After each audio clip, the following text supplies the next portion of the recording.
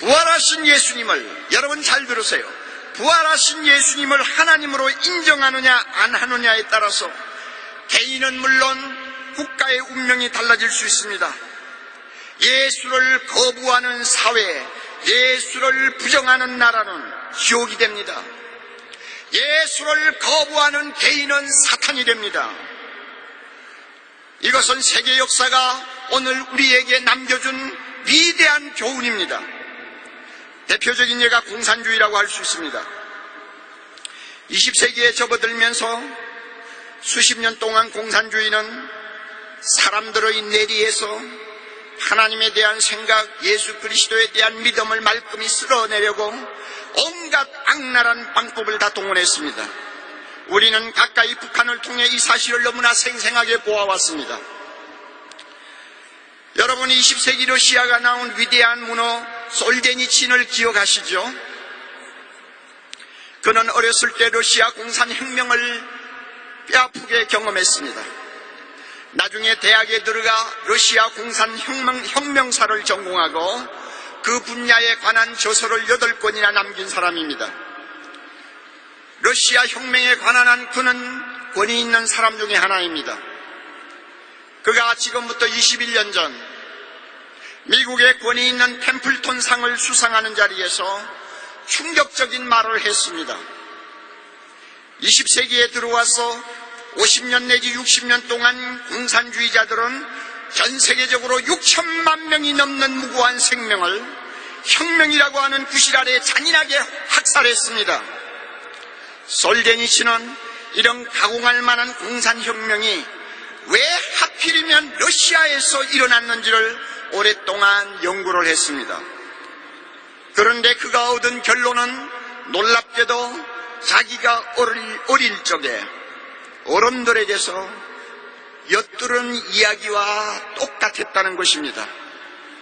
당시 어른들은 어두운 방에 숨어 앉아서 깊은 한숨을 내쉬며 이런 말을 주고받았다고 합니다.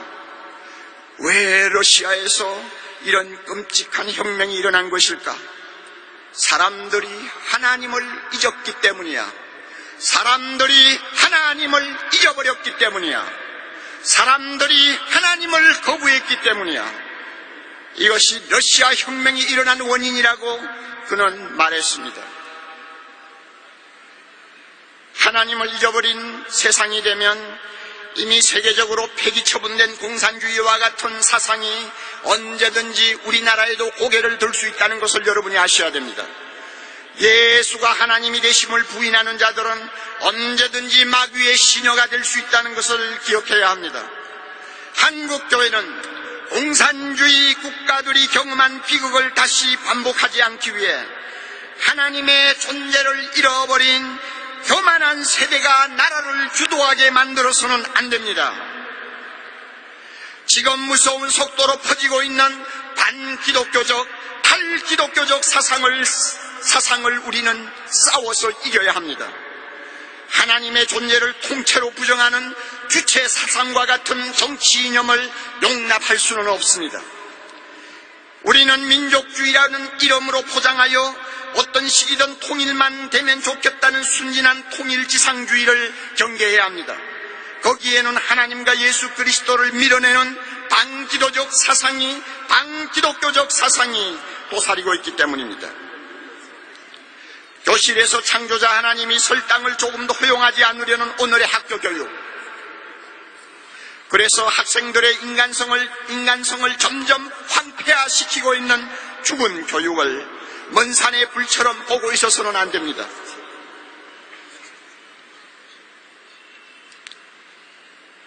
우리는 하나님을 멸시하는 교만한 사람들이 이 나라의 문화를 주도하게 내버려두면 안 될 것입니다.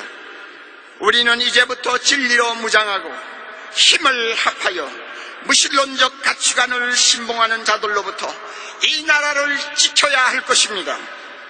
하나님을 멸시하는 교만한 인간들이 활개치는 사회에서는 아무도 행복할 수 없다는 것을 한시도 우리는 잊어서는 안 될 것입니다.